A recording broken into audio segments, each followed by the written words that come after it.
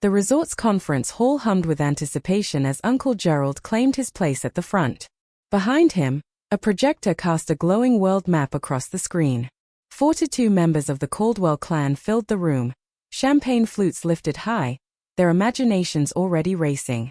Marcus and I sat near the back, watching Gerald wave a laser pointer over clusters of red pins scattered across the globe. Tuscany, Malibu, Aspen, Singapore, the French countryside. Each dot represented one of the family's prized vacation homes.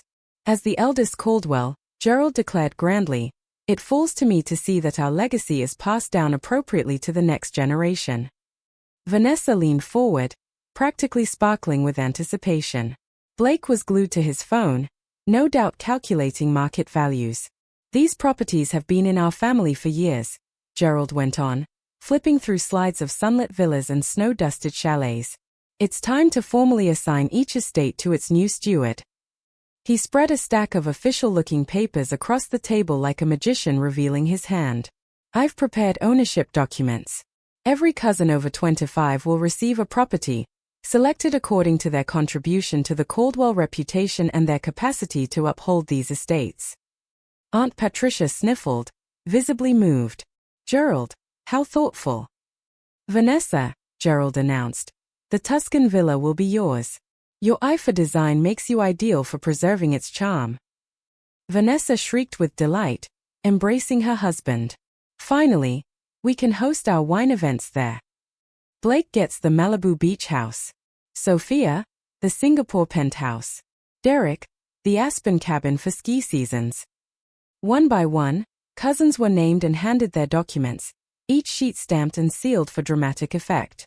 Marcus and I exchanged a look. Our names hadn't surfaced. "What about Riley and me?" Marcus ventured. Silence rippled across the room. Gerald's expression softened in a way that felt rehearsed. "You're both still finding your footing," he said smoothly.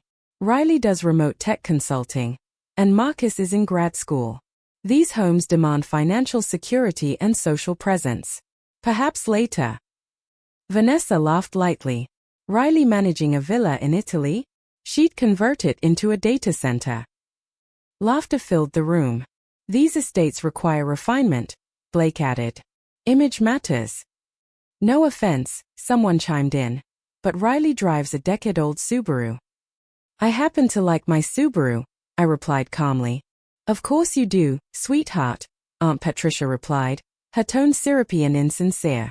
"You've always been sensible. But estates like these require elegance, imagination, polish." Uncle Gerald passed out the last of the papers with theatrical pride.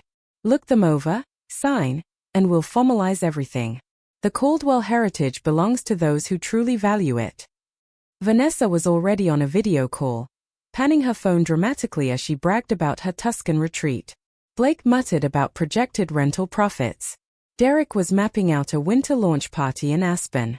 My phone vibrated in my hand. A message from Catherine Morrison, who oversees my real estate portfolio. "Security is stationed. Attorneys are on site. Awaiting your signal." I rose from my seat and walked to the front. "Uncle Gerald, I need a moment." His smile faltered. "Riley, this isn't the time." "It actually is," I said evenly. "I've invited my legal team. They are just outside." "Legal team?" His color drained. The doors swung open. Catherine entered first, crisp and composed, her briefcase stamped with MCM Holdings. 3 attorneys followed, James Park for international property law, Maria Santos handling European estates, and David Chin overseeing Asia-Pacific assets. 2 suited security officers positioned themselves quietly near the exits. Aunt Patricia stood abruptly. "What is going on?" Catherine's voice was cool and precise. "We're issuing a cease and desist notice to Gerald Caldwell for fraudulent claims of ownership and distribution of forged property documents." Gasps filled the room. James stepped forward. "Mr. Caldwell, the 7 properties you've just assigned do not belong to you, or to the Caldwell Trust." "That's absurd." Gerald snapped. "They've been ours for decades." Maria calmly produced official deeds. They were sold in 2019 after the family trust collapsed due to financial mismanagement. All 7 were purchased by MCM Holdings between 2019 and 2022. She listed the figures: millions spent across Italy, California, Singapore, France, Colorado. Vanessa's voice trembled. Who owns MCM? I do, I answered. Morrison Caldwell Matthews Holdings. Silence pressed in from every corner. Blake shook his head. There's no way. David laid down financial statements. Riley Caldwell earns over $450,000 annually as a senior cybersecurity consultant and holds equity in 3 startups she founded. Her net worth stands near $18 million. Marcus stared at me. 18 million. Catherine continued. When foreclosure loomed, Riley quietly purchased the properties to keep them from public auction. Gerald slumped. You never told us. You never admitted you'd lost them, I replied. You said there were legal complications. James lifted the distributed papers. These are fabricated documents. Counterfeit notary seals. That's a criminal offense. Vanessa's phone slipped from her hand. We don't own the villa. You've never owned it, I said. You've been my guests for 5 years. I've paid every tax, bill, and repair. A heavy realization settled over the room. Sophia whispered, Why let us stay? Because you're family. But trying to give away my property crossed the line. Gerald looked broken. What now? Catherine opened her case. Option 1. Formal rental agreements at market rate. Option 2. Properties become exclusively commercial rentals. I faced them all. You can still enjoy them, but as tenants, not heirs. Vanessa wiped her tears. I already told everyone it was mine. Then you should have checked before claiming it. Rental contracts were handed out. Inside the hallway later, Marcus pulled me aside. Why didn't you tell me? I don't advertise my success, I said. I drive a Subaru because it works. I stay quiet because I don't need applause. Inside, my cousins scanned the numbers. Thousands per month for homes they once assumed were theirs. Luxury, it turned out, had a price. My phone vibrated again. A message from Catherine. 3 families have opted out. We'll have the homes listed on luxury rental platforms by next week. Through the conference room window, I watched the aftermath unfold.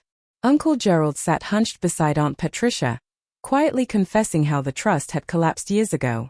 Vanessa's excitement had curdled into disbelief as she processed the loss of her imaginary Tuscan estate. Blake stared at his calculator, finally realizing the carrying costs of a Malibu property were far beyond him. Marcus studied my face. You holding up? I am, I answered honestly. For 5 years, I shielded them from the fallout. I bought back what they didn't even know they'd lost. And today, Gerald tried to hand out my investments like party favors. What happens now? I'll operate them properly, rent, grow, maybe divest a few at peak value. But you? You're welcome anytime. You never assumed they were yours. He pulled me into a rare hug. They underestimated you. They underestimated paperwork. Inside, security collected Gerald's counterfeit documents as evidence. The reunion dissolved hours early. Most relatives slipped out in silence. Gerald remained behind, diminished and alone. The next day, Catherine and I finalized contracts. 3 cousins signed legitimate leases. The rest walked away. Within a week, all 7 homes were live on elite rental platforms. Bookings poured in, from executives, producers, founders, clients who valued exclusivity and paid accordingly. The so-called family properties revealed their true identity, assets in my portfolio. 3 months later, the first quarterly report arrived. The Tuscan villa generated $28,000 a month. Malibu, $35,000. Aspen, Singapore, the French countryside, each performing at premium rates. Quarterly revenue, $387,000. I forwarded the figures to Catherine with notes about expansion. She replied quickly. Oceanfront opportunity in Barcelona. Strong appreciation forecast. Uncle Gerald's name flashed across my screen later that day. I let it ring. He'd called repeatedly since the reunion. Apologies, Rationalizations, please. I deleted them all. Vanessa attempted a softer tactic, appearing at my door. Maybe we could negotiate a reduced rate for the villa. No, I said, closing it gently but firmly. Blake's attorney sent a formal demand claiming Gerald had promised him Malibu. My lawyers responded with copies of forged paperwork and a reminder about fraud statutes. Silence followed. One evening, Marcus came by with takeout and questions. You planned this? I didn't, I said. I just refused to let the properties disappear. But the moment he tried to distribute what wasn't his, that's when I drew the line. They're furious. They're embarrassed. Another email chimed. Barcelona secured. Portfolio now spans 8 properties, 6 continents. Estimated value, $31.2 million. I glanced at my reliable Subaru parked below, at the apartment they once mocked. Let them cling to appearances. Ownership speaks louder than image. Across the world, renters were toasting deals in my villa, hosting premieres in my beach house, negotiating contracts in my penthouse. Gerald thought he was passing down a dynasty.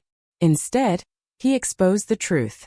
He tried to divide a legacy that no longer belonged to him. And in doing so, he handed me something far more satisfying than revenge. Profit.